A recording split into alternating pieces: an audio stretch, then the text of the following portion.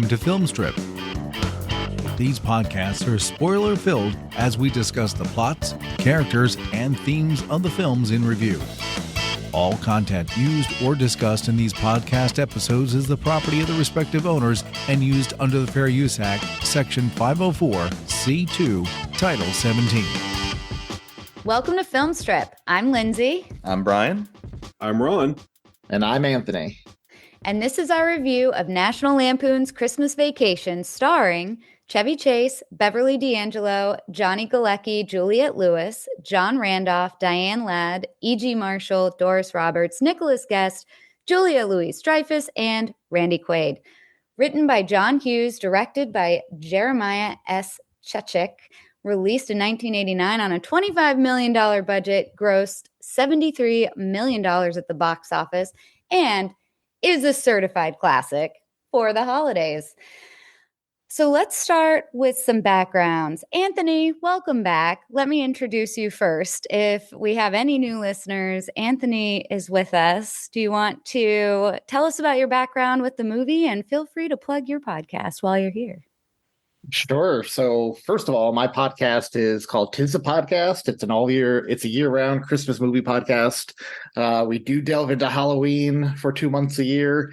Ron and Lindsey just took part in a massive 6-hour Halloween bracket episode. That was our highest ever downloaded episode, actually, for the show. So congratulations, you two. Nicely done. Hey, thanks. So my history with this, I actually didn't see this movie until college. I was aware of it growing up, but growing up I was into more of the fantastical stuff, not so much the family zaniness. But when I finally saw it in college, thanks to a girlfriend, I fell in love with it. And it's become a must-watch annually since then. It is not only a classic Christmas movie, it's just a classic movie. It's one of my favorite comedies of all time. And yeah, I mean, it's a pop culture phenomenon, right? Like, my office this year hasn't been doing well. Just the other day in the break room, everyone was joking about how our bonuses are going to be Jelly of the Month membership. So, yeah, it's fantastic. It's hard to watch this movie if your bonuses have been nixed. I've been there. Man, It hits a little too close to home. I feel like I could top that one of all of us here potentially, but we don't need to go down that rabbit hole. But this is definitely one of those movies I quote like year round too. It's just so freaking quotable. Oh yeah, how can you not? Yeah, exactly. What in the hell's a bonus? I'll tell you, it's when your company sells for $33 million, so the CEO gives you a $20 gift card to the restaurant across the street. Is that a true story? That's his true story, yeah. Oh my God. And I thought I had it bad. I'm so sorry.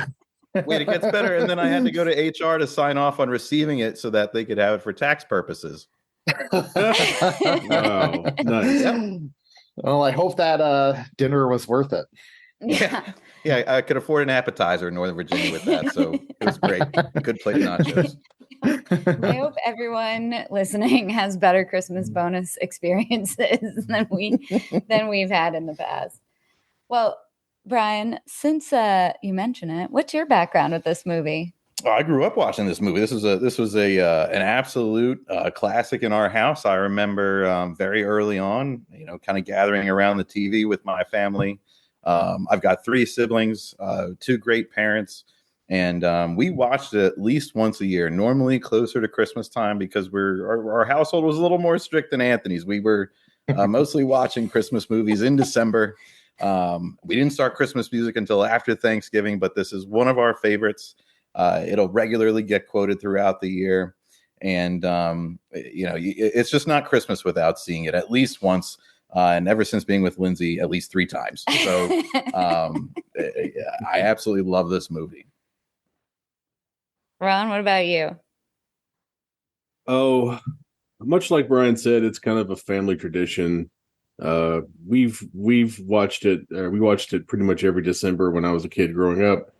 Now that I am an old man with a family of my own, we watch it every December or late November, depending on if I have to be prepared for a podcast or not, and just my general mood. We also watch it for Christmas in July, because when we do Christmas in July, it's a good Christmas in July movie because you get all those scenes of the family around the pool, and not that we have a pool, but sweltering summer weather lends itself to the fantasy of being able to afford a pool one day, which will never happen. That's fine.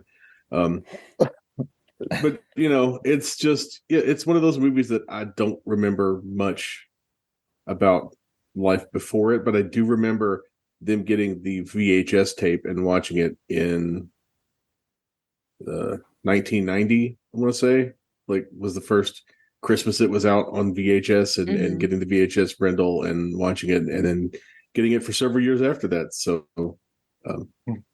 nothing too world shattering, but I have my Marty Moose mug and I'm ready to go. So I have to ask you, Ron, when you are daydreaming about the underwear model in your fake pool, who is the model? Yeah, hopefully you're just as lucky. Christy Brinkley. Oh no, that's Jay's. Usually my daydreams are of me plunging my head into the pool and then whipping my beard back in slow motion like I'm the model, but like a Suave commercial. Yeah, Ron's the model in his own fantasy. Exactly. Ron, you're an inch away from being in those mermaid male calendars where it's the guy with the beard. I could see you as King Triton. Yeah, I'm working on it. It gets a little grayer every year, so I'll be there shortly.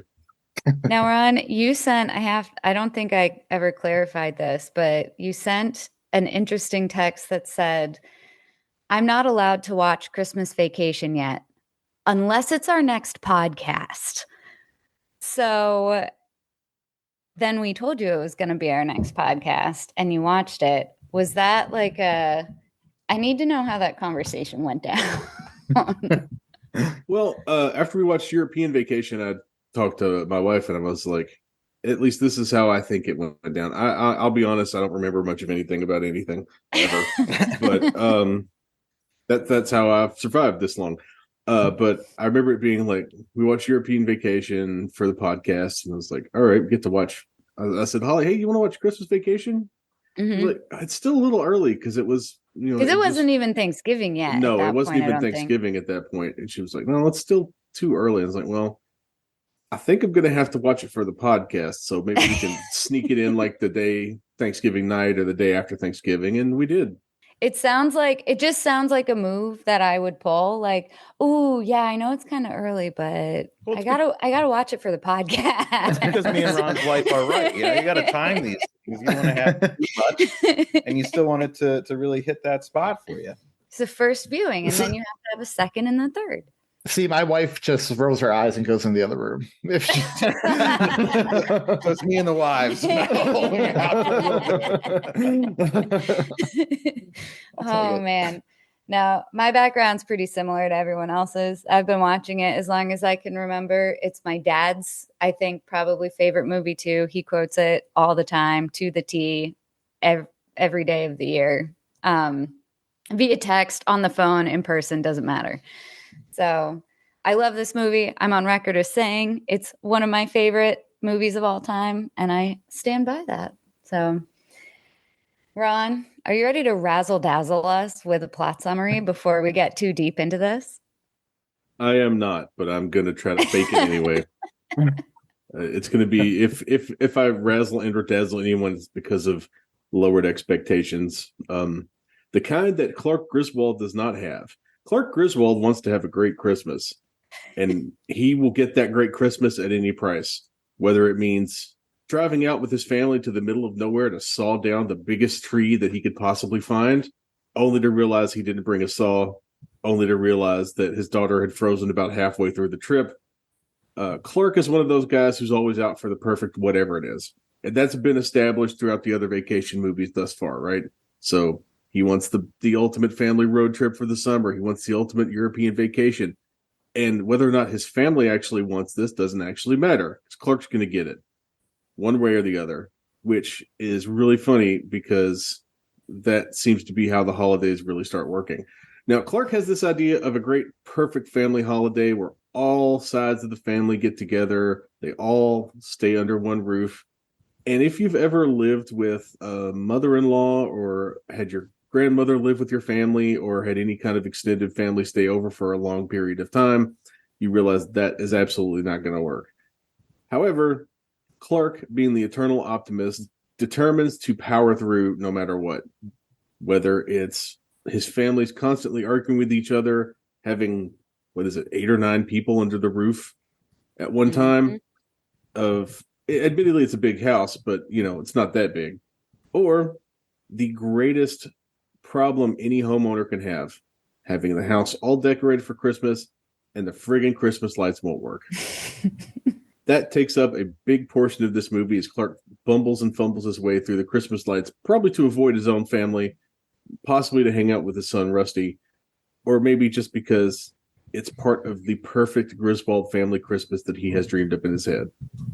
One good thing about Clark, though, is he doesn't give up, even when he probably should. About the time Clark gets his lights working, his whole world gets shifted upside down because guess who shows up in the quote-unquote tenement on wheels? Cousin Eddie, 2 of his kids, and his wife, Catherine. And also their very special guest, Snots the Rottweiler. I was waiting for that. Because, of course, Eddie's going to have a snotty Rottweiler as a pet. Pride and joy. As it turns out, Eddie's somehow fallen on even harder times than when we saw him in Vacation because he doesn't own the worm farm anymore. He had to get rid of it. His family are living out of the RV. They're broke, and they have no gifts for their kids for Christmas. So Clark offers to step up, be the good guy, and help out Eddie's kids so they can have a nice holiday.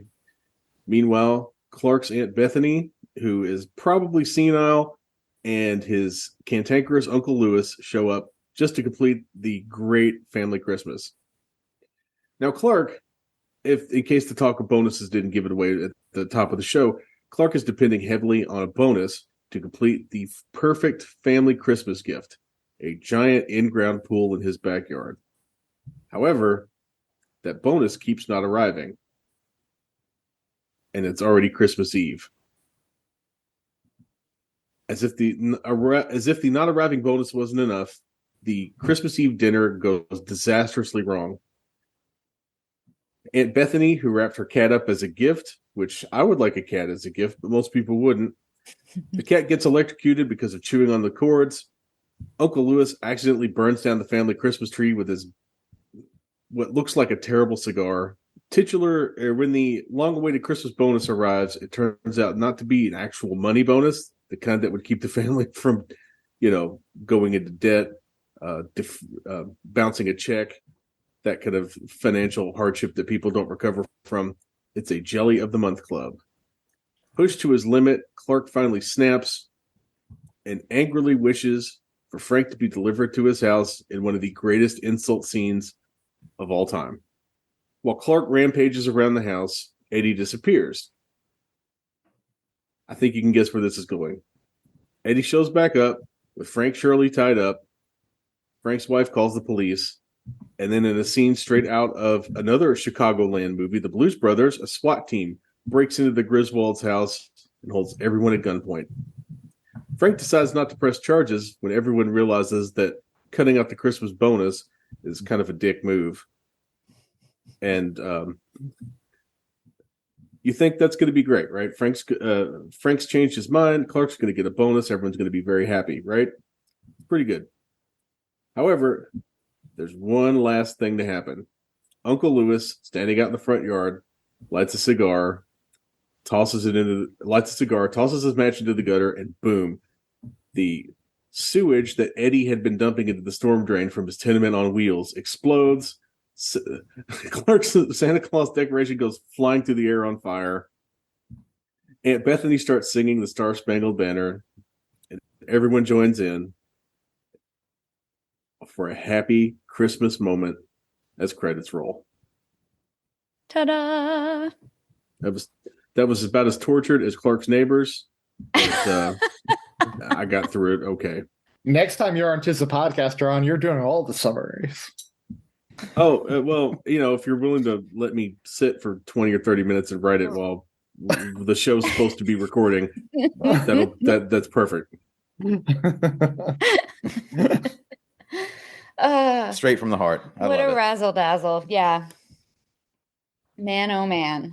So, the perfect Christmas. Well, I have a very important question first that I want to kick us off with. Should we say grace? Yes. Grace died 30 years ago. So, fun fact: Chevy Chase is now as old as Aunt Bethany was in this movie. Oh my gosh. Oh no. You're right. But he's a lot less likable. Yeah. I was about to say he's just as senile. So I had this discussion with Brian. I don't know. I might have mentioned it to Ron and Jay too. Of all the vacation movies, which set of Griswold kids are your favorite? These ones. Easily for me. I love Johnny Galecki as Rusty more than any of the other boys. Yeah. I think Vegas Vacation kids, I think, were fun too. But the dynamic between the two in this movie makes them my favorite, I think. Yeah, absolutely. I think they're just super relatable, right? In how he had to share the bed with his sister, and it was like, "Oh my God, Bob, have you ever had to?" These are just common things that you hear around this time of year, and in a lot of American households where relatives are coming in to stay for the holidays or just coming in to visit for a little bit. I'm sure I remember being displaced and sleeping somewhere different and missing my bed because he had to give it up. But it's all part of it. It's part of the tradition. And you got to do it. It's a rite of passage. But I think the way they're dynamic, I think made them most relatable, to a lot of ways that I remember growing up. And I think maybe that's why I too share in the same that these are my favorite set of kids that they had in all the vacation movies. And I think you nailed it. I think it was because of the dynamic. And we just watched pretty much all of the vacation movies, right? Yeah, we did. Yes, we did. That was going to be my question after Ron answers this question. I was going to say rank the vacation movies. I'd be curious. I got my rank. Ron, what's yours? What about the kids? Yeah. I really like the Vegas Rusty. Him having that lucky streak in that movie is one of the funnier subplots of that movie because he's like the reverse Clark. And then he's the one who actually bails the family out of all their issues in the end of Vegas Vacation, rather than, Clark somehow fumbling his way through things. I thought that was a nice change, but it's hard to top Johnny Galecki and Juliette Lewis, not just because I've seen Juliette Lewis's band play at the Warped Tour. Really? Yeah, Juliette Lewis and the Licks. Nice. Yeah, she's pretty good. They're fun. But yeah. These kids fit the family Christmas vibe more, I think, than the other possible kids do. And, one of them was one of the biggest stars on TV for years, and the other was in Natural Born Killers. It's hard to beat that combination. So this is the only vacation movie where where Rusty and Clark do not have a heart-to-heart scene. In the oral history of this movie, Johnny Galecki says Chevy Chase approached him on set and was like, "Hey, do you want to do a scene? We can write one together. I can go to the script writers." And he's like, "No, I think the script works better without it." And he said, "Looking back now, I just, shot myself in the foot and didn't do a one-on-one with this comedic legend." But yeah. But then he got to be in Big Bang Theory, so it worked out. Still never had his one-on-one with Chevy Chase, though. That's true. Honestly, I feel like him and Rusty spend enough time together that they didn't really need the heart-to-heart scene. Yeah, because it's kind of spread out throughout the process of torturing Clark with lights. Yeah. I feel like the heart-to-heart kind of happened behind the scenes in the house decorating, like the light stuff where you have to untangle the giant ball of lights, which... Does every parent make their kid do that? Because I had to do that. I definitely remember doing that when I was a little kid. Is it, Ron? Is your kid old enough yet to untangle the lights for you? She is not. She's almost there. but by this time next year, she will be untangling lights for me. No doubt. My parents were always just bougie and got different lights every year because they didn't want to put up with untangling them, so they would just toss them and buy new ones. I've considered that. It's No, not. there was something to be said. There's a giant plastic bin in the loft in our garage, which, you know, kind of looked like 10 pounds of crap in a 5-pound bag. And still to this day, it kind of does. But no, it would come down and it always kind of looked like it was organized. And, you know, there'd be little plastic baggies for each one. And somehow everything would just come out as this tangled mess that always took longer. And I don't know, but somehow always at least a third of these things would go bad. And then we'd have to run out to the store to replace them, only to find that we didn't get enough. So then we had to go back out. But by the time you go back out, a lot of the stores that you were buying it at are sold out because everybody got them already. And we normally ended up doing it at night.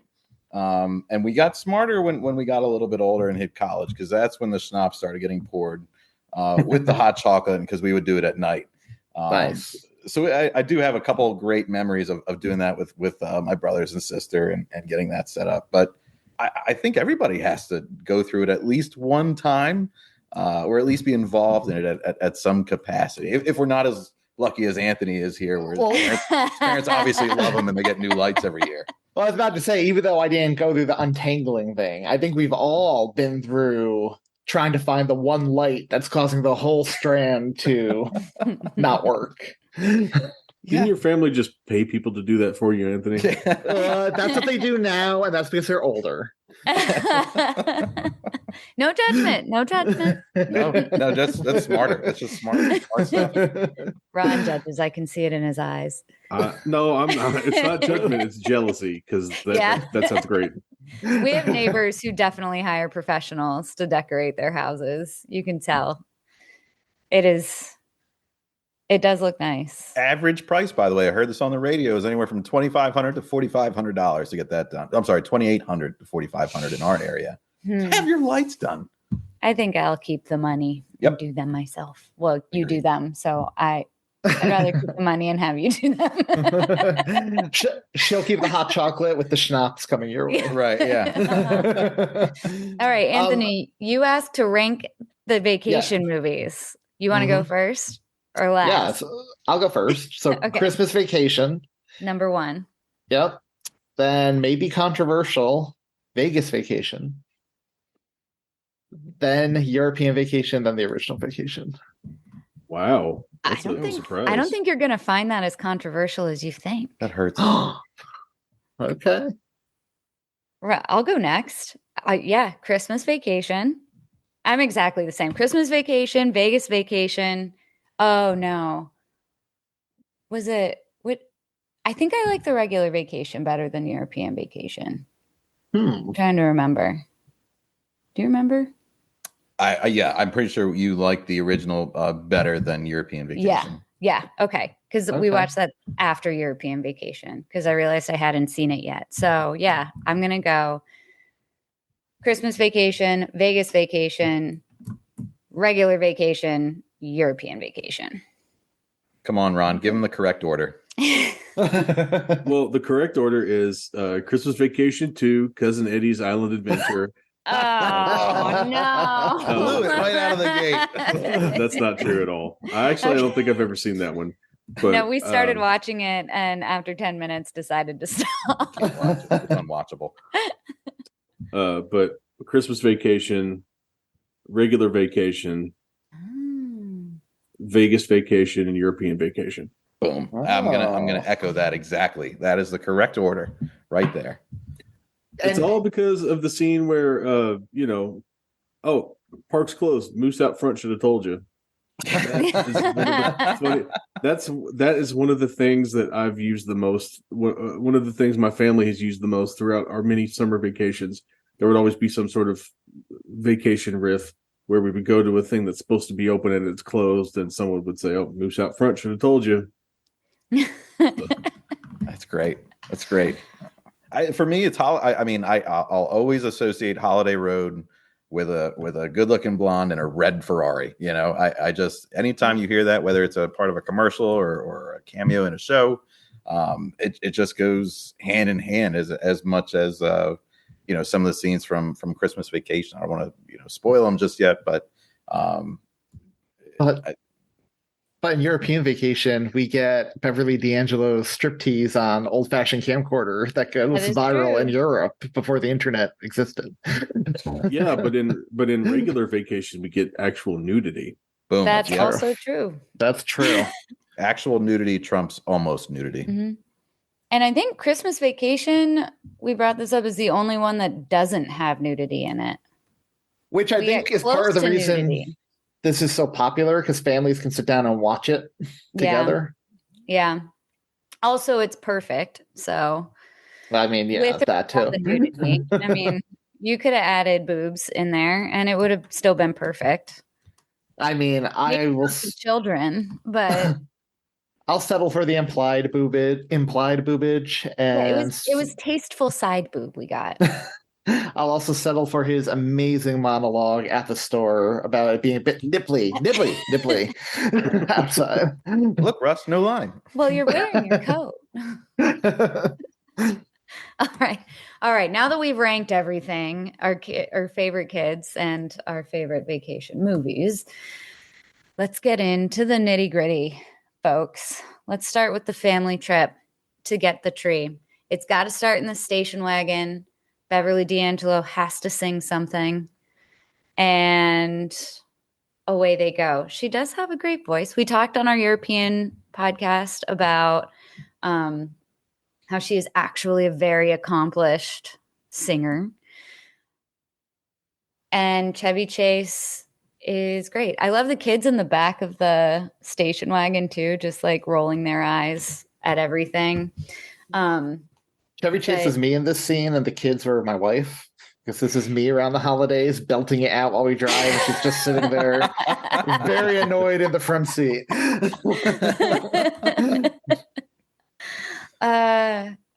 Oh man, have you guys all been to cut down your own Christmas tree before? Yeah. We all had that experience at some point. Ron, you have not. Ron, I'm shocked. You're the most woodsman looking out of all of us. Yeah, how does that work? I'm more of the wear a flannel shirt and drink an IPA type of woodsman. He's a hipster. No. He's a hipster woodsman. Cutting.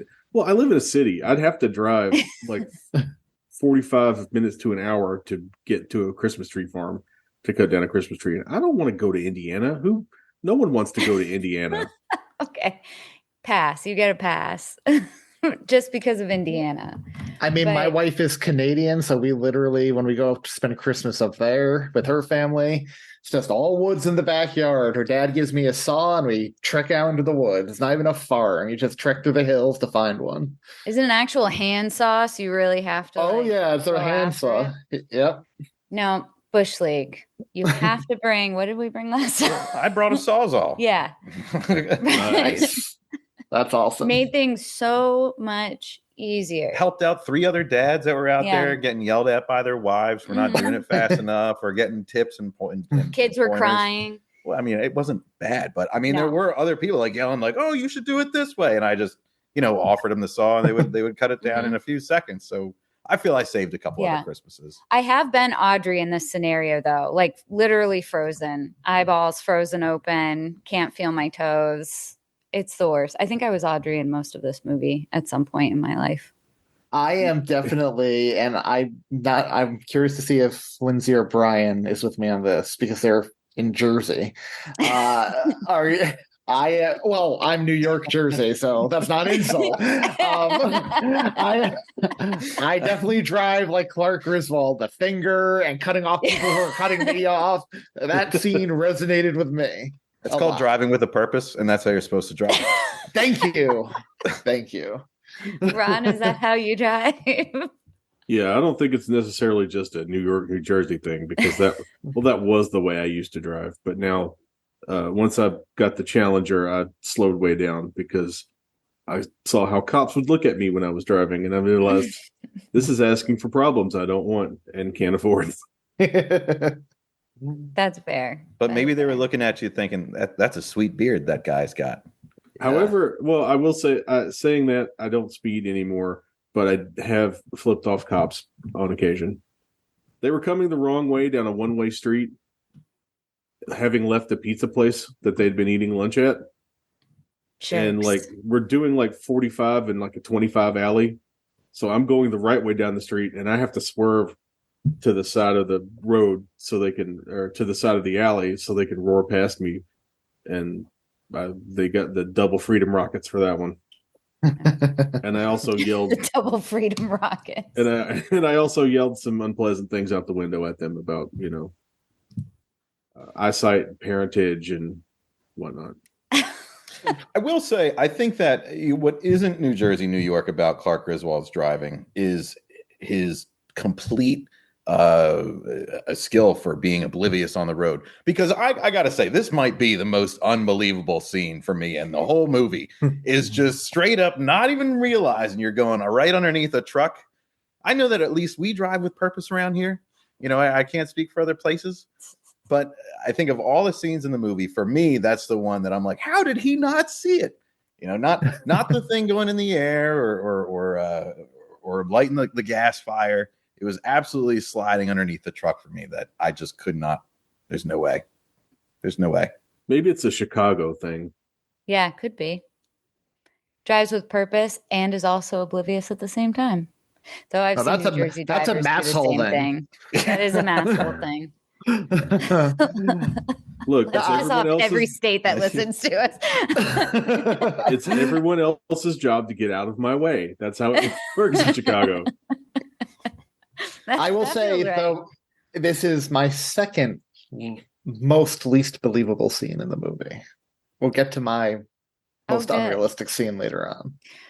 Well, Ron, I know you haven't cut down your own tree, but have you picked out a tree, like a real live tree, or have you always done like fake trees in the fam? We did that for a few years when I was younger. So we did at least go to a tree lot and buy a tree. So I've had the Sesame Street, Christmas on Sesame Street thing of buying a tree from not from actual Grover, but I wish. Well, every tree lot or cutting a tree down, my perception of how large a tree actually is when it's in your house is non-existent. So I think I'll look at a tree and think, oh, it looks a little small, but that's okay. And then get it home and it is a gigantic fat tree. A little full, a lot of sap. It is a little full and a lot of sap. We pulled that one last year. I was about to say, until I cut down my first real tree in Canada, I never realized how realistic the scene with Clark and the sappy fingers is. I could not believe how covered in it I was. Yeah, yeah, that's right. Oh man, it's everywhere. I had a similar experience recently. I don't remember what it was. I was cooking or something, and it literally, like, everything I touched, like, just stuck. Awful. But they get it on the car. Mm-hmm. They get it on the car and they get it home. And he must have done a lot of trimming off camera to make it fit. After, of course, we can't forget to mention the where are you going to put that thing? Bend over and I'll show you. Where we first meet the neighbors. Yeah. They're snooty neighbors. Oh, Julia Louis-Dreyfus. Does anybody know what was that chainsaw mask he had on? Was that like a Jason mask? That's Jason. Yeah, it's like a hockey mask. Yeah, it's just a hockey mask. Mm-hmm. Because my chainsaw didn't come with one of them, so I was curious. That's because I just maybe this year for Christmas. Got it. Okay. Well, here's the thing. Did you buy your hockey mask or did you buy your chainsaw in Virginia or did you buy it in Jersey? Jersey. No, I got a real Jersey chainsaw. Oh, see, then I don't know why they then it should have come with a mask. Yeah, right? no, it's not electric. Oh man. So Todd and Margot. I love how they're the stereotypical yuppie neighbors. I know. Yes. And they're hilarious. Yeah, talk about like the unsung heroes of this movie. Like they are the unsung heroes of this movie. But what's funny is you could from a writing perspective, lift them out, and the movie doesn't really change the plot of Clark trying to have the perfect Christmas, but they add so much humor to it, you would lose so much not having them. See, I think I got to disagree. I think the movie without Todd and Margot would actually be pretty difficult because I think it elevates Clark Griswold's character first off with showing how ridiculous they are when you compare them to the neighbors like Todd and Margot. Also, it's kind of, you don't get his outlook on others, even as close as people that are his next door neighbors without them being there. So you do kind of get to see the blowout appeal from Clark when everything's going on, or when something just totally impacts you as a neighbor, but you might not even be a part of everything that's going on. And I think they're kind of there to show like the impact of others around you who aren't directly involved and what can happen, whether it's personal questions or the lucky landing of an icicle out of a gutter. You never know.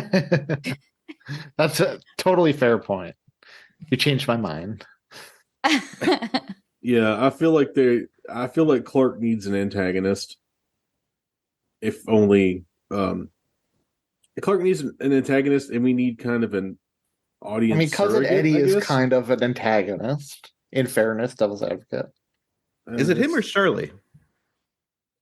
Well, we Well, don't get enough of Shirley. We don't get enough of Shirley, I think, to be a full-on antagonist. I feel like we just get multiple.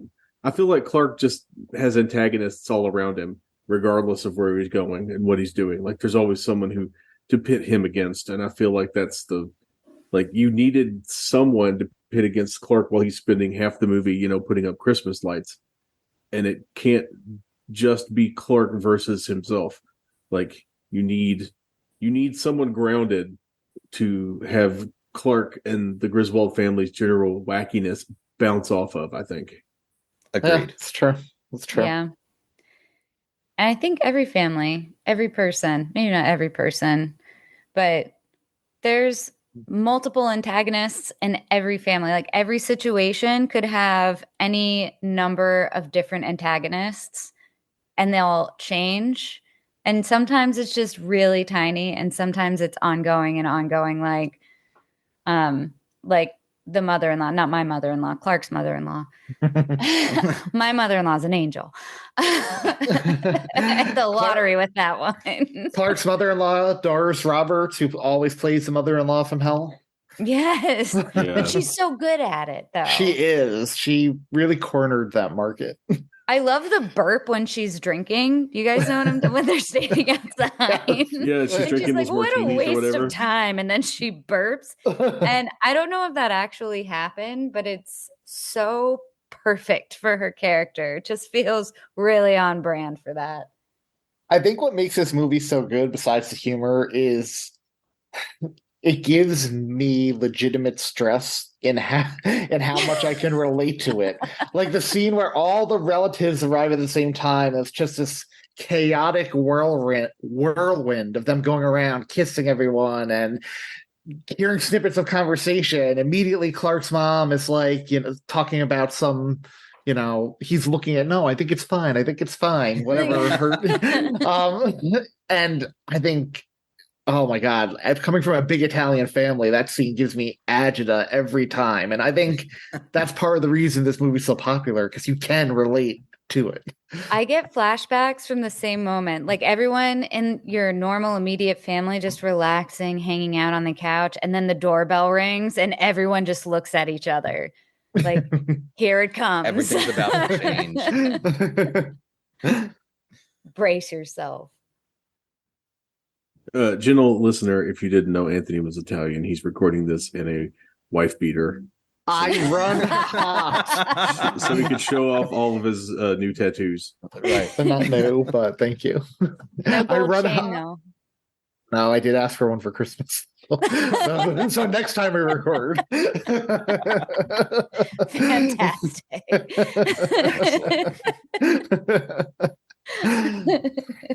Oh man, moving on.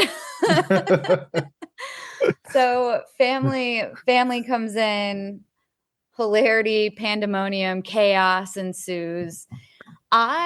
Something I realized this go around, the timeline of this movie, because you have the advent calendar where they open the day every day, is really confusing for me.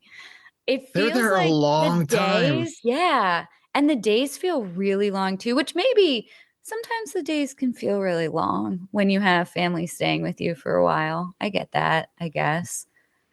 Ron, Brian, do you guys get the same?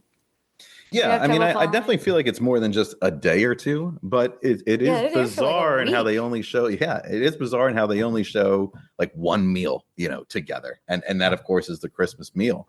But yeah, this movie always makes me wonder where everyone stayed, because I have no idea really how big it was inside. Because I think only one person got displaced, and that was Russ, or not Rusty. Rusty had to sleep with his sister. Rusty and Audrey in the guest room. Which, by the way, is one of the best lines when Audrey's complaining about sharing the room with him. And Ellen's like, well, I have to sleep with your father. We all make sacrifices. As she struggles to light the cigarette. And then she's immediately called out for smoking, by the way, which is really funny. No. I do love the shot of Grandpa up in Russ's bed staring at the babe on the ceiling, the poster on the ceiling. Just a giant smile on his face. Yes. I hated even riding in a car with my brothers, because I was the oldest, and I hated when they touched me at all. Like if our legs touched in the back of the car, it was definitely a get off me, you little worm moments every time. Don't get near me.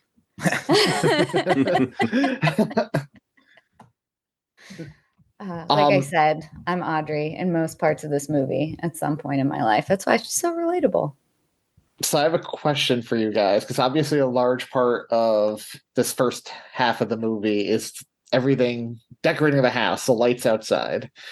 Have you ever seen a house in real life like this? Like, obviously there are spectacular displays, but where every inch you run it up and down the facade of the house. Have you ever seen one like this? My old boss's house was like that, and he was Clark Griswold.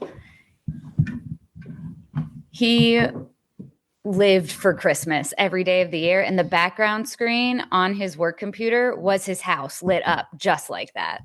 Oh, that's awesome. All year round, that was his background. And every year they bought some new thing for the holidays, and the HOA would complain about his house. And is he hiring? Because he sounds awesome. He's down. I don't even know if he still works at that company anymore. This was many jobs ago, but there was this one house, and still is, in my parents' neighborhood where I grew up, and I swear you could not put another Christmas decoration on this lawn, and this acre is a half acre, right? Well, the property is a half acre, so and it's one of those ranches. He's got everything covered from top to bottom, and as if that's not enough, there's every single 3D display inflatable you can possibly imagine out there, and I gotta believe that his meter is just spinning the same way as it is in Christmas Vacation every time his lights go up. But we also actually right down the road, the park ranger for one of the camps goes crazy. And to a point where it's almost kind of distracting coming down the road. And I always wonder if police are going to say something. But it's over the top. It is absolutely astounding. It's not one of those paid displays. It's just, here's all my lights and this is what I have. And to make everything that much better, the neighbor across the street simply made a sign that just says ditto and outlined it in lights, and just has it playing it right outside their house with an arrow to his. That's amazing. Yeah.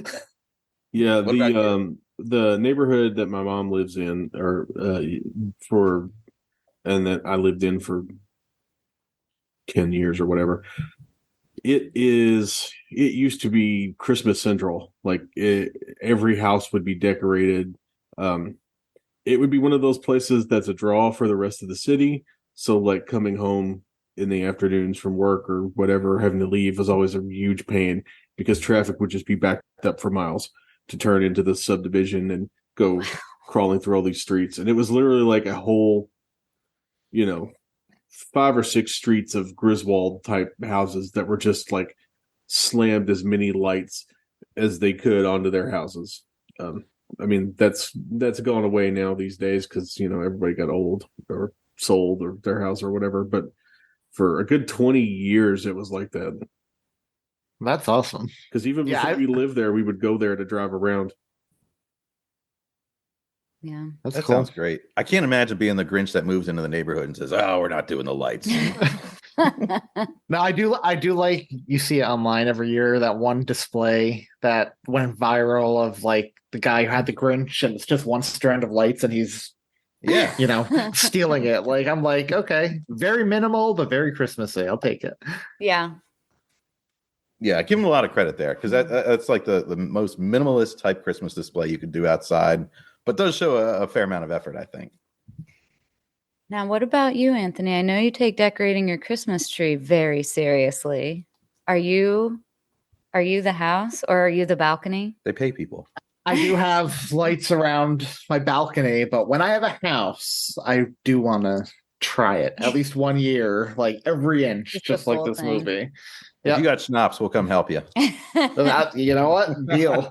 Yeah. There used to be a house in this neighborhood, like one of these really big, like almost like mansion type houses, who went all out. He actually did both houses on either side of him because he did the 3 lawn display. They let him do it, and he decorated all 3, and it was incredible. Wow. But yeah.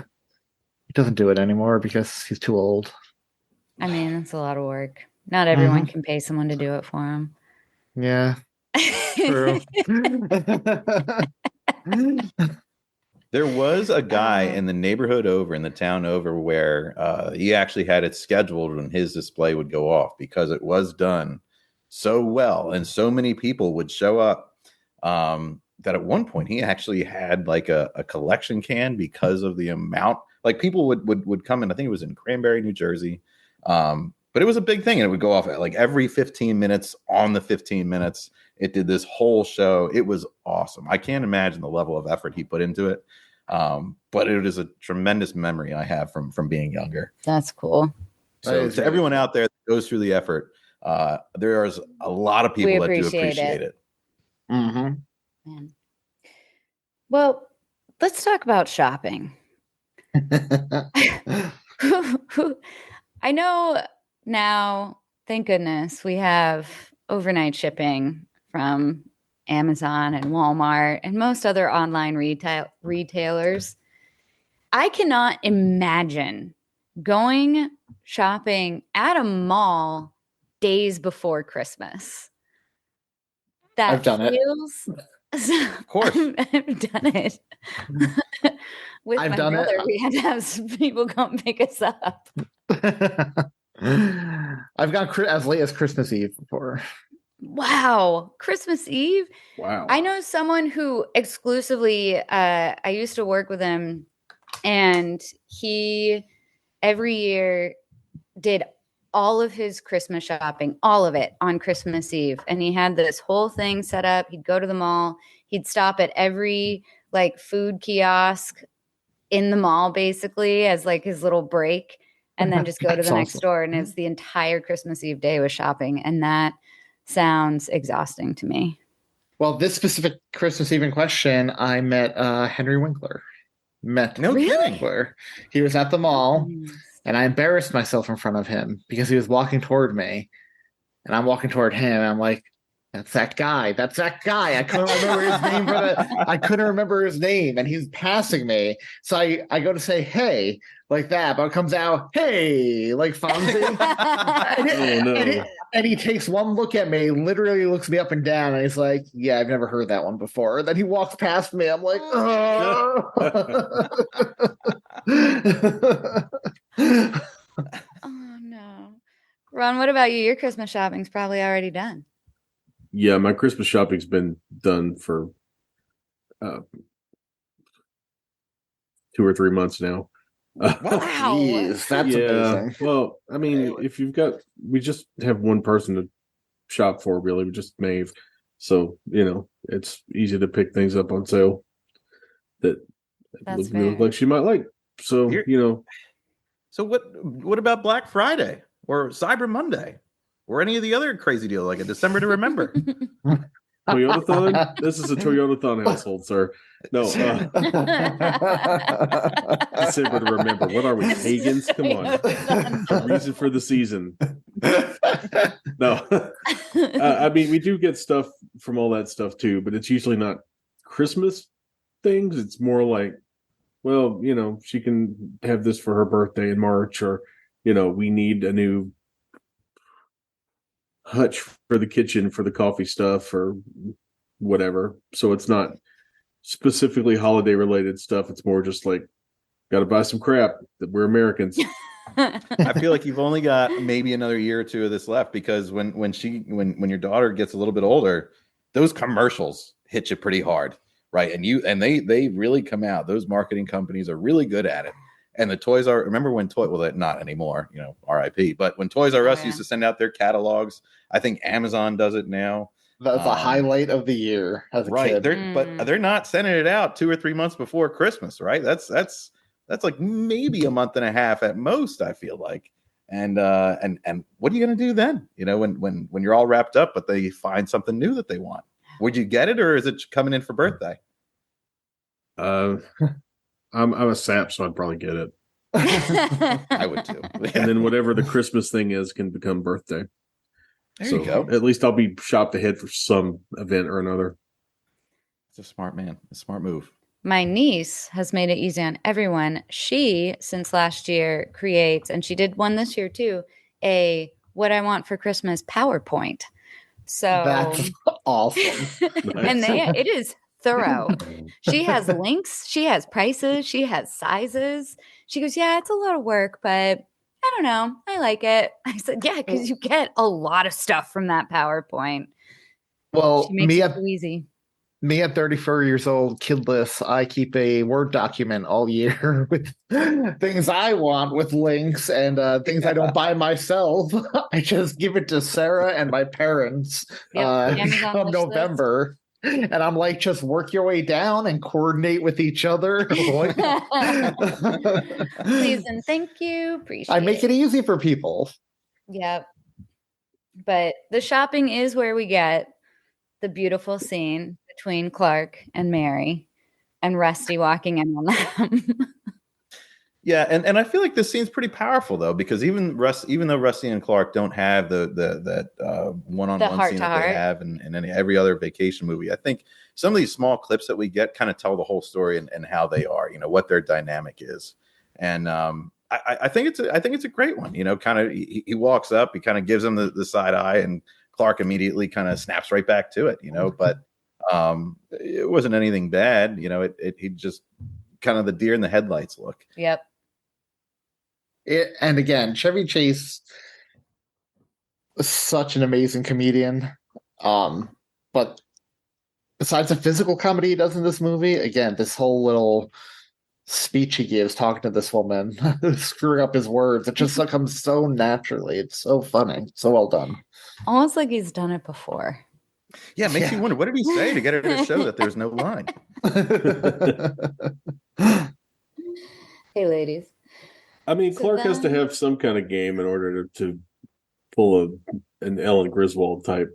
So it's true. I mean, he does have a sweet job, bonus or no bonus, as a food additive chemical engineer or something like that.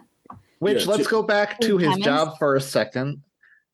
The beginning, we never even mentioned, or it's not even the beginning. I don't know. I get confused by the days and the timeline here, but when everybody's leaving the gifts for the boss, yes. he has a million of the same shaped packages. Yeah. But then as well, Clark trying to kiss up to the big wigs, and it's like, Merry Christmas, Merry Christmas, Merry Christmas, Happy Hanukkah, Merry Christmas, kiss my ass, kiss your ass. So funny. Like, yep. And he had the Tasmanian devil mug. I remember those. Yep. I think my Aunt Karen had one. Everyone had one. Someone had the Tasmanian devil mug. The Tasmanian devil in the 80s and 90s used to be like on everything, like jerseys, t-shirts. Like, he was popular. Especially when he was able to be thugged out for like airbrush shirts at the flea market. or the shore. Yeah. Or wearing the backwards clothing like crisscross.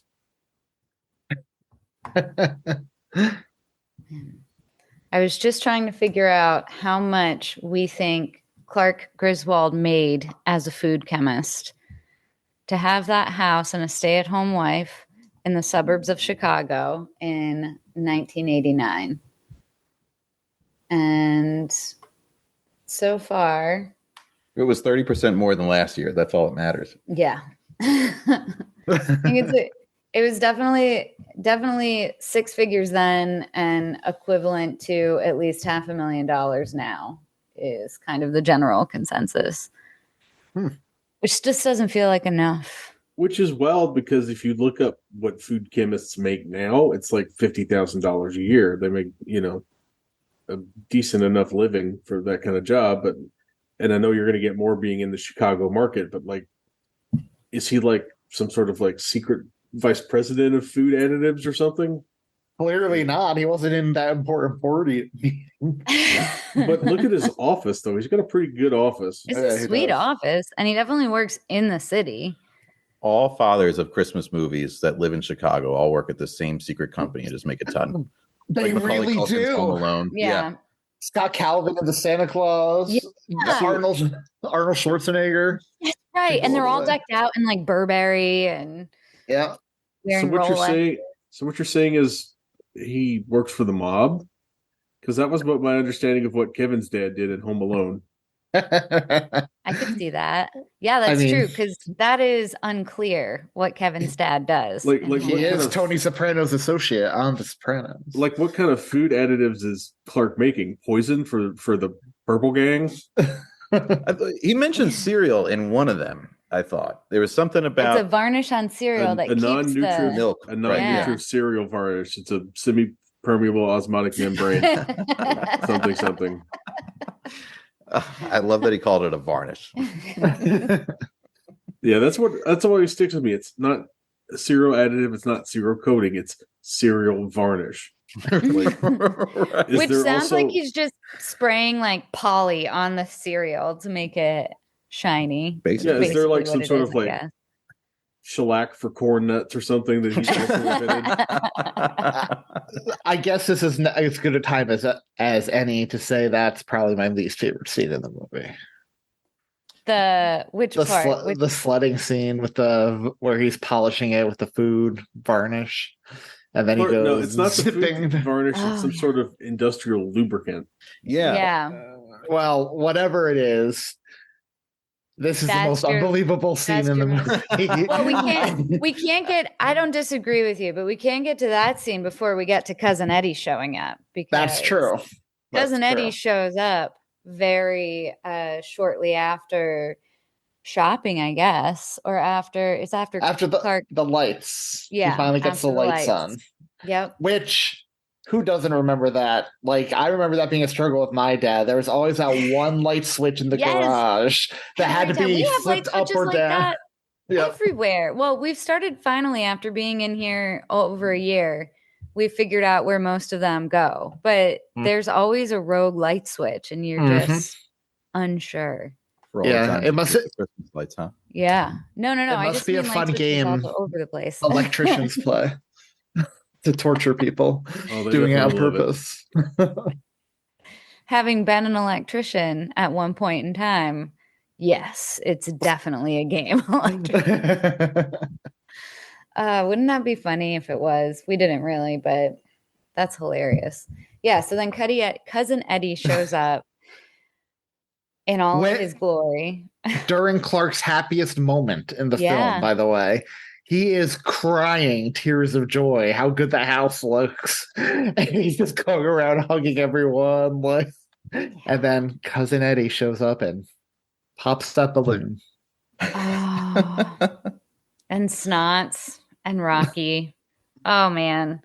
He is just his performance in this movie, Cousin Eddie specifically, was better than any of the other ones. And we mentioned earlier we tried Christmas Vacation too, but it just wasn't Can't do it.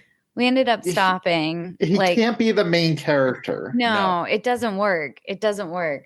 But he's so good as Clark's, I don't know what you would call it. Cousin-in-law. Cousin-in-law, frenemy. Comic foil. Comic foil, yes. He does so great as Clark's comic foil. I think what makes him work so well is the fact that he's dumb, and that makes him funny, but he is so good-natured at heart. Like, he is not trying to ruin anyone's day or anything. He is just so good-natured and innocent at heart, and that's what makes him so lovable, on top of just being laugh-out-loud funny and ridiculous. Yeah, I gotta say, I think one of my, for whatever reason, that scene where they're asking, where they say they have more room inside, and they insist, no, we're good, but maybe Catherine and I will stay out here in the RV, and he says, don't forget to get the rubber sheets out and the gerbil, Cousin Eddie has some of the best lines right before your favorite scene, Anthony, when they go sledding.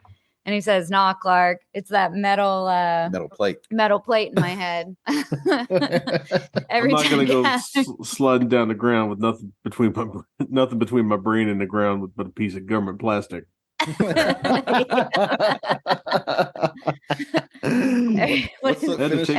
Every time Catherine turns on the microwave, I piss myself and forget who I am for 3 days. I think that's one of my dad's favorite quotes of the movie. He says that a lot. I love the Clark. Clark is just as funny bouncing off of him, where he's like, "Can I get you anything? Can I drive you out in the middle of nowhere and leave you for dead?" Whatever he says, it's just so funny. There's always one person that just is totally aloof and makes themselves right at home, and but two at home. Like, they're at home is not you're at home. Like, Eddie lives in a van, and he does not treat his home the same way. The quote I use year round always is, "You serious, Clark?" Whenever I'm at. And that's just so perfectly delivered. Like, say what you want to about what Randy Quaid's been up to in recent years. This is just, he knows exactly what he's doing in this role, and he just crushes every little scene, every little interaction. If you could just see him in the background, he's doing something, and it's just so perfect. Oh my gosh. When he is breaking the little wooden thing and walking around the living room and just wreaking the tiniest of havocs all over the place. And then he just dunks the eggnog mug into the eggnog. He's wearing that white turtleneck sweater, or the white V-neck sweater with the, what do you call it? The fake turtleneck, but it's black, so you can see the black outline underneath the sweater. Which, that is a joke I never noticed until this movie started to show up in HD. Yeah. So when we went from VHS to like actual picture quality, I saw that joke for the very first time and just laughed for 5 minutes. I remember that too. Gosh, that's having worn one of those Dickies in elementary school, because my mom thought turtlenecks looked good under like button downs. We had them. I gotta say, I've worn them, but it was like for when we went sledding. I think, like, when we were playing outside younger in the snow, we used to have it as just like that, so you didn't have to wear a scarf. I wore mine for picture day. That's exactly different. Turtlenecks were, it wasn't different. Turtlenecks were very in at the time. Yeah, this is a mock turtleneck. I know. Don't look at me. But that's a completely different thing. The thing I wore was just like the torso part with no sleeves. Just from here up. Yeah, that's what I'm talking about. It went a little bit lower than Eddie's, because it was like a full length thing that you could like tuck into your pants. But same deal. That makes sense, because I feel like the Eddie thing would get bunched up pretty easily. Interesting. It's amazing that they didn't. Mine was not. Mine was like cut off, like just below the pecs. No, I had regular sleeves, turtlenecks. I had regular turtlenecks and the Eddie Dicky things. I can't remember what I wore them under though. I mean, it was probably a sweater vest or something really nerdy. Real sweet. Yeah. Oh yeah, I'm sure. With my stirrup pants and 3 pairs of scrunched up socks and Yeah. Yep. I do have to say here for Chevy Chase, you guys are very complimentary on Randy Quaid, and every scene he's in the background he's doing something. Same could be said for Chevy Chase. Every single thing he does in this movie, he makes funny. All you have to do is look at the camera a certain way. It's hilarious. One of my favorite scenes in this film, not to jump ahead, Lindsay, is the Christmas dinner scene where they're all sitting around eating silently in a less gifted actor's hands. Yeah, exactly. The chewing he does cracks me up. And if it was a less gifted actor, that could have failed miserably. But just the way he does that and like shakes his head and then hurried and dips it in the wine and like, it's amazing. The guy's a comedic genius. He could be the biggest asshole in the world, which by all accounts he is, but he's a genius.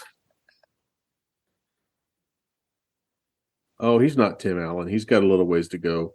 He did, as far as I know, Chevy Chase has never ratted on his Coke dealer. So, yeah, that's just rude. Yeah, I mean, you could be a terrible person, but don't be a narc. Snitches get stitches. Everybody knows that. Or if you're Tim Allen, snitches get to be Santa Claus when people forget that he had that terrible Coke mustache.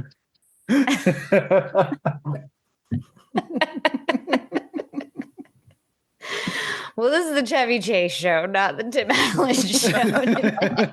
Oh, the less said about the actual Chevy Chase show, the Coke better. So Eddie's kids not having Christmas gifts. First of all, Eddie's kids are like they look like they're out of a Stephen King movie. Yeah, but they're like a cute ugly or an ugly cute. I don't know which one comes first, but they're so sweet. And the girl, Ruby Sue, is so, I don't know, just cute. She's innocent. Yeah, She's innocent. I love the shit and bricks line. And then he goes, shouldn't say that word. Sorry. Shit and rocks. Cracks me up every time. Well, his kids really add a heart to this movie. I mean, there's a lot of heart through this movie, but the scene where Clark and Ellen are in bed talking about how Eddie doesn't have the money to get gifts for the kids and Santa's not going to come for them. And there's no hesitation on their part to help them out and make their Christmas special. And that really just shows for all his wacky antics that Clark Griswold is a good guy. Yeah. Even knowing that his bonus may not be coming and he may be in the doghouse and in debt up to his ears, he's still willing to try to make these kids Christmas.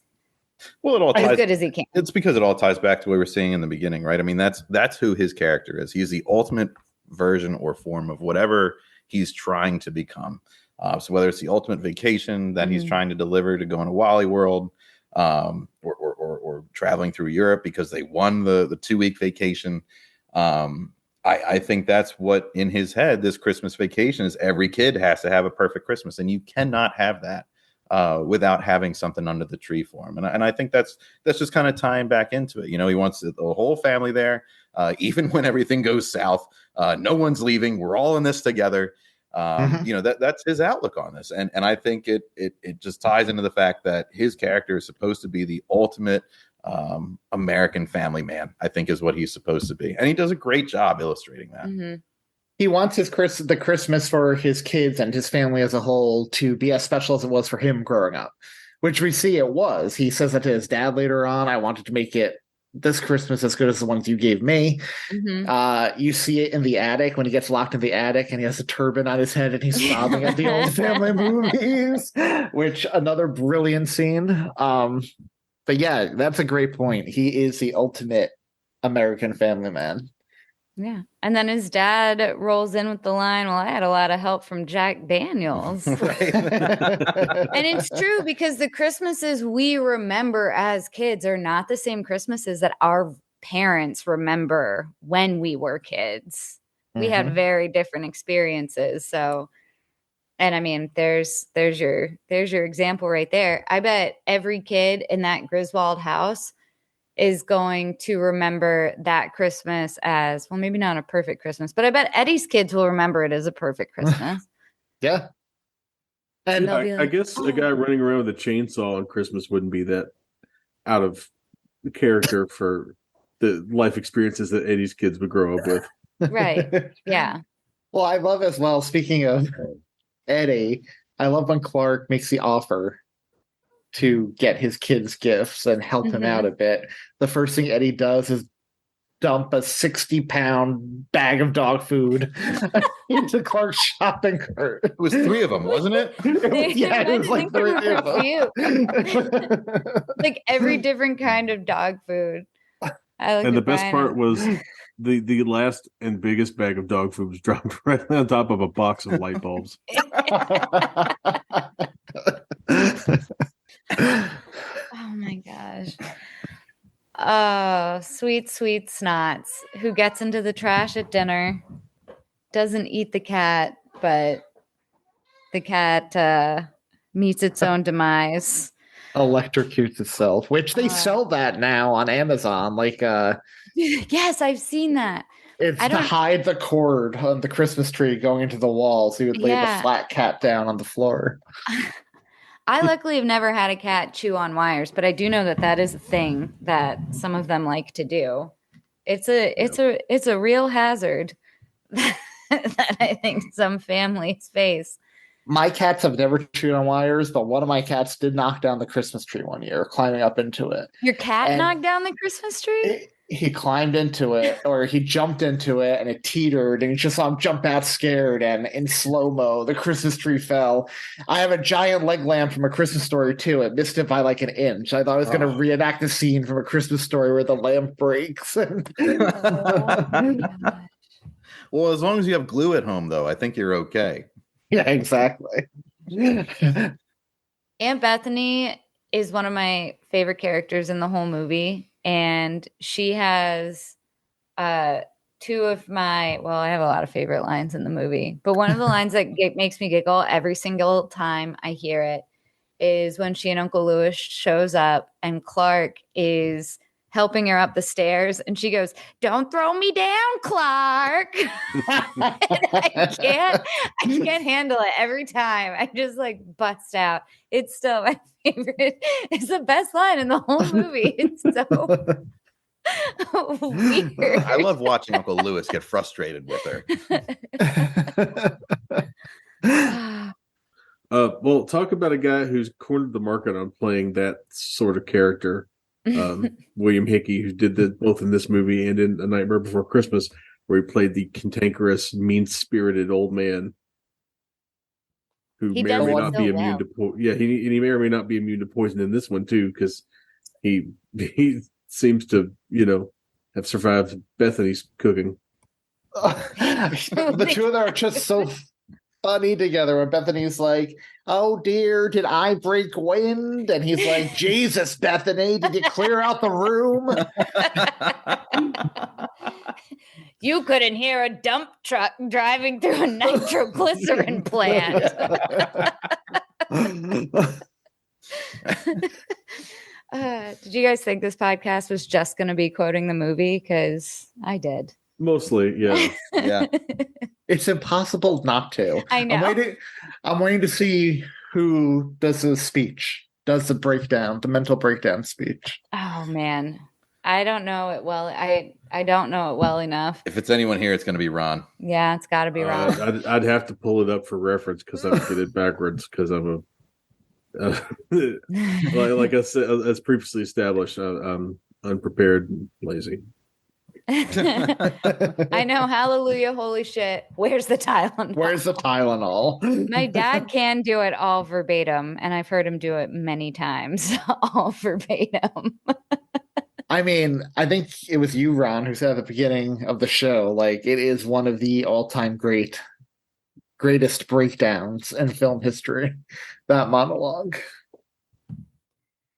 And I can't imagine being on set when he's doing it and not bursting out laughing. I wonder how many takes that took him to do it. I can't imagine. And not have anyone break when he's doing it too. Yeah. I mean, at least the camera angle, you can't. They don't always show everybody. Yeah. You can kind of take that out a little bit. But that is a man. That is a man on his last straw. Fix the newel post, honey. That's it down with the chainsaw. That'd be you. You know, I said it was fixed. Lynn said it was not. So that does not count as fixing it. It was wobbly before, and now it's not. So which breakdown do we want to do? Do you want to do the Frank Shirley one, or do you want to do the Nobody's This Fun Old Fashioned Family Christmas, best known by me from the opening credits of Tis the Podcast? Thank you. Thanks. Nice shout out. They're both great. Choose one, Ron. Do it. Okay. I didn't bring water with me, but we'll suffer through this, okay? Where do you think you're going? Nobody's leaving. Nobody's walking out on this fun old-fashioned family Christmas. No. We're all in this together. This is a full-blown 4-alarm holiday emergency here. We're going to press on, and we're going to have the happiest Christmas since Bing Crosby tap danced with Danny fucking Kaye. And when Santa squeezes his fat white ass down that chimney tonight, he's going to find the jolliest bunch of assholes this side of the nut house. There you go. Well done. Perfect. The Danny fucking Kaye line. It gets me every time, too. That's up there with Aunt Bethany's. His other speech, though, when he's ranting that he wants Shirley brought to him, wrapped in a bow, so he could tell him what he thinks of him. Speaking of Randy Quaid's acting, the glint in his eye, you could just see his eyes light up during the speech. It is fantastic. He's been trying to think of the perfect gift for Clark that he can afford. Mm-hmm. And there it is. There it is right in front of him in his blue leisure suit. He was a beastly man in a blue leisure suit. But how exciting was it to see that dumpy old RV pulling out of that house driveway, without ever going into saying what happened, just knowing exactly what happened as a viewer, pulled into this ratty old thing, obviously forced himself in, and then just took him. That was it. Just wrapped him up, threw him in this thing, and took off. Mm-hmm. And speaking of the RV, we've totally blew past one of the most iconic quotes in this movie. Shitter's full. Yeah. Oh, and we are remiss to also blow past why is the carpet all wet, Todd? I don't know, Marco. I mean, speaking of physical acting, when the lights keep going on and off and they keep tripping over one another and falling down the stairs. Oh, man. Julia Louis-Dreyfus. What? So great. And then she gets attacked by the squirrel, I guess, and the dog. And the dog. Yeah. And then just punches old what's-his-face right in the face. Todd, yeah. Yeah, that guy. The name I just said. Yeah, he's the one.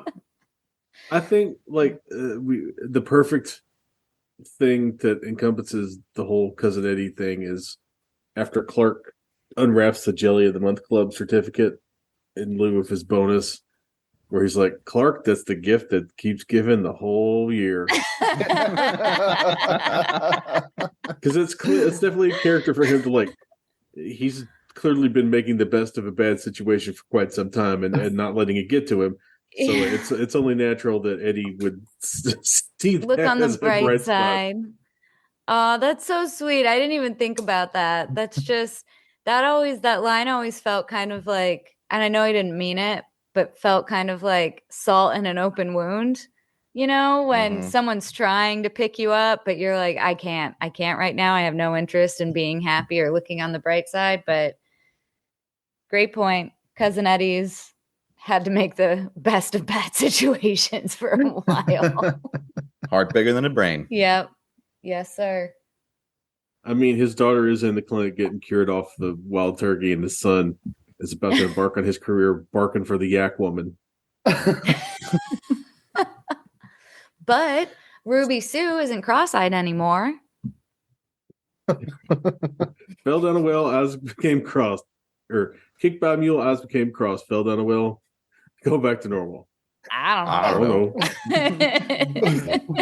When cousin Eddie says the whole thing about the piece of government plastic protecting his brain, whatever, I love Chevy Chase's just very offhand comment.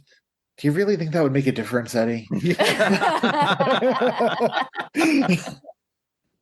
And then Eddie's whole explanation about that's where the part is, and if that gets dented, my hair just ain't gonna look right.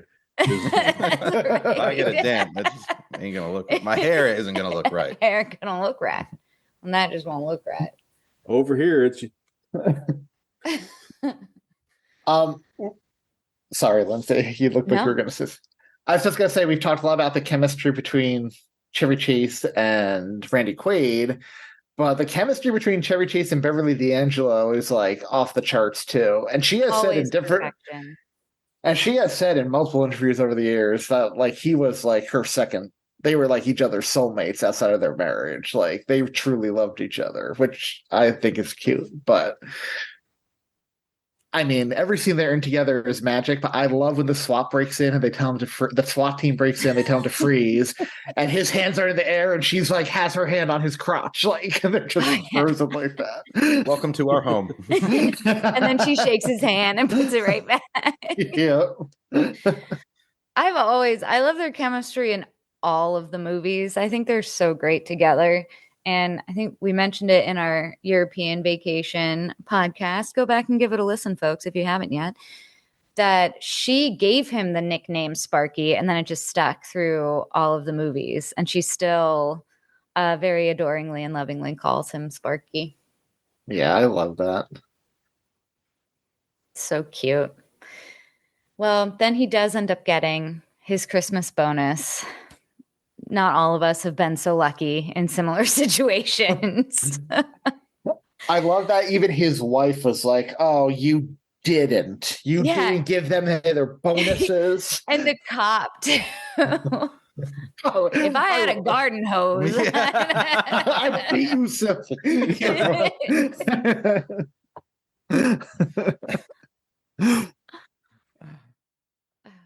So he got it. And the whole best thing about that cop is just the look of disgust that goes across his face when he hears the news. Like, we kicked in the wrong guy's door. We should have just left him to his fate. Of jerk. Cousin Eddie dragging him into the room saying, get ready for some kissing. I like the kick in the butt on the way in. I like the giant Toyotathon bow wrapped around him. I love that to your point, Brian, what you said earlier, that we did not see what happened at the house, how Eddie got him out. So your mind just makes up the most ridiculous scenarios how he kidnapped this man. Yeah, it was just a win for the little guy, because we've all been in that position, and just to see something like that happen just makes you feel so good. Yeah, just fantastic. But not all of us have a dumb cousin with a heart of gold to make bad decisions like that for us. No, that's true. But Clark Griswold does, and it worked out, and he got his bonus. Again, we should all be so lucky. I wish every CEO watched this movie. And that's kind of like the through line for all of these movies, right? Things go terribly, but in the end, it works out okay for Clark and his family because they've got each other. Well, Right. one of my favorite lines in the movie is the very last one where everything's worked out and Clark is just standing in front of his house and he takes a big sigh and he's like, I did it. Like he succeeded in throwing the big family Christmas. He got his bonus and he can go to bed happy. Yeah. What a great big first Christmas lesson learned for Clark. Do you think he threw another big Christmas the next year? 100%. This is not a guy who learns from his mistakes. Oh yeah, for sure he did. Oh, well, All I know is, did you guys hear that supposedly they want to bring, obviously it would have to be a different cast, but National Lampoon to Broadway? no. And they would call it National Lampoon's New York Vacation, and that would be the plot of the play. Oh. Yep. That sounds Anthony, if that fun. happens, we're going, right? Hell yes, we are. Yes, we Okay. are. We're in. Yep. All right. Well, And then Ron, you could come up too. yeah. Hey, sounds great. I'm game Come for that. on. Come on out, Ron. A big happy podcast family reuniting for uniting for the first time ever For a family in vacation. person. For a Yeah, podcast family vacation. podcast family vacation. All right, guys. Well, that brings us to the end. I think it's time for popcorn ratings. Everybody knows mine. So No, I don't. I'll start then. I am going to give this the refillable popcorn bowl at the Alamo with extra butter and extra, well, maybe not extra salt. That's not really my jam. But if it's yours, extra salt. And I'd refill it like twice or 3 times, as many times as my stomach could handle. This is one of the most perfect movies, in my opinion. I smile super hard and laugh even harder every time I watch it. And even talking about it, I'm like, my face hurts. I'm going to go to bed and I'm going to wake up tomorrow. My whole face is going to hurt. I think it's beautiful. The actors play so well off of each other. The characters are all so relatable. The whole situation is so relatable. It's the best Christmas movie ever. I'll watch it the whole year round. And I love it. Can't recommend it enough. If you haven't watched it, seriously, what's wrong with you? Just go watch it and then watch it again. Copy and paste everything you said. It's definitely the refillable popcorn with all the trimmings, Alamo popcorn, as you said. Love that place.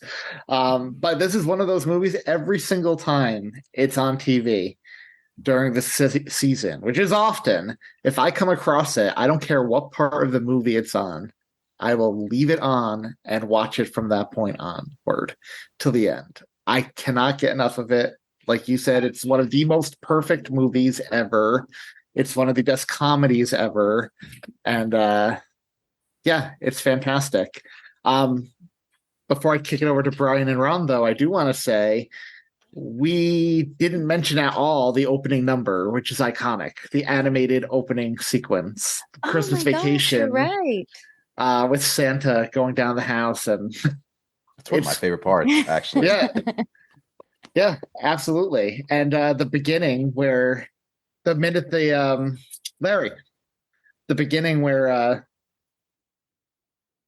moment those notes kick in, you just smile and you don't stop smiling the whole movie.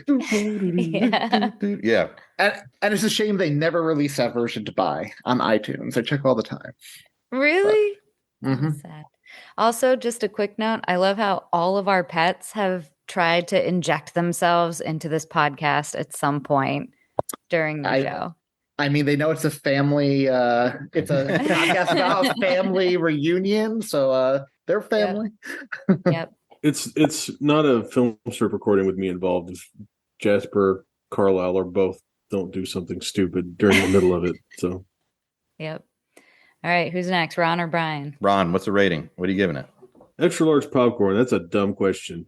This movie is awesome. It's the perfect Christmas movie. It's a modern classic for a reason. I can't add anything that anybody else has said. Extra large popcorn.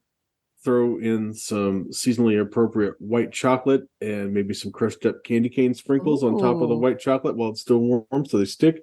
Make some delicious white chocolate peppermint popcorn balls, which if you've never actually done that, I totally recommend. Drizzle a little white chocolate in your popcorn, and it makes little fun popcorn clumps, especially when the popcorn's still hot and buttery and good. So follow us for more popcorn tips. You gotta dump the box of Nestle Crunchy Bunch into the popcorn, so you get the sweet and the savory. It's really good. That. Oh, it's good. It's really good. I've never done it with the Nestle, but I've done it with a bunch of Crunch. But I've done it with Snow Caps. I've done it with Goobers. Oh, okay. I'll take it. Same concept. And that leaves Brian.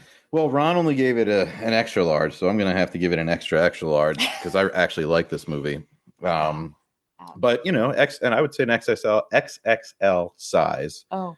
So I don't have to get up because that's just inconvenient. No one wants to have to get up in the middle of the movie for refills. You missed 3 parts of the movie with your refills. First of all, they refill it for you at the Alamo. You don't get up to get refills at the Alamo. This is also a Regal Cinema extra large because this is not a bougie film. Well, this is not a bougie family. So why would I want to enjoy this in a bougie movie theater? It just doesn't make sense. I want it in a regular American average theater and just have a great experience. And every piece of popcorn that you pick up has the perfect amount of butter on it. Not overdone, not missing any. It's just every handful is like the perfect handful of popcorn. Because I don't eat it one at one. I'm a stuffer. I just grab it, stuff. I'm the same way. Whatever comes down, it goes right back into the bucket. You just recycle and put it right back up. That's efficiency. That's the perfect bucket of popcorn. You are all set. The movies to me don't really get much better than this. I want to Brian, I like your style. I like your style. We saw this movie at the Alamo, though. They weren't showing it at the other theater. If they did, that's where we would have gone. All right. Well, I think that's a winner across the board. I'd say so. All right. Let's start with Ron. Where can everybody find you outside of Film Strip Podcast? You can find me still occasionally running the show's X account. Is it X or X.com? Well, whatever Twitter. Yeah. The artist formerly known as Twitter. I'm still on that account. Every once in a while when I feel like logging into social media, you can still read a bunch of my past work at Den of Geek, including my vociferous defense of the fact that Lethal Weapon is a Christmas movie and is more of a Christmas movie than Die Hard. I wrote that one last year, so we'll go read that one again and pop on to tell me I'm wrong 1 year later. Awesome. Anthony, I will definitely do that. Again, Tis the Podcast. That's my other show. That's my show. I host it with Tom and Julia, my 2 co-hosts. You can get to our podcast and all our social media feeds by going to linktree.com/Tis the Podcast. And you'll hear Ron and Lindsey there. So yes, and Jay too on occasion. And Jay, for sure. Yep. All right. Well, that's it, folks. If you like the show, you can follow the show's social media at FilmStripPod on Twitter, Instagram, and Facebook. There you'll find announcements about upcoming shows and a link to our Letterboxd page, which contains our entire list of reviews.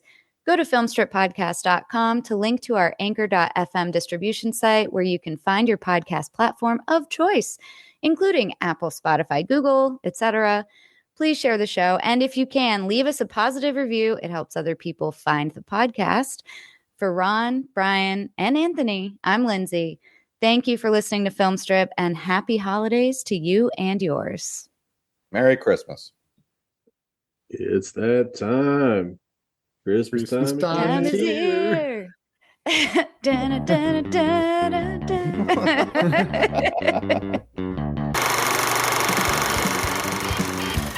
Thank you for listening to Film Strip. You can find more episodes on our website, filmstrippodcast.com. The Filmstrip theme music is produced and performed by Frozen Lake 121. All content used or discussed in these podcast episodes is the property of the respective owners and used under the Fair Use Act, Section 504, C2, Title 17.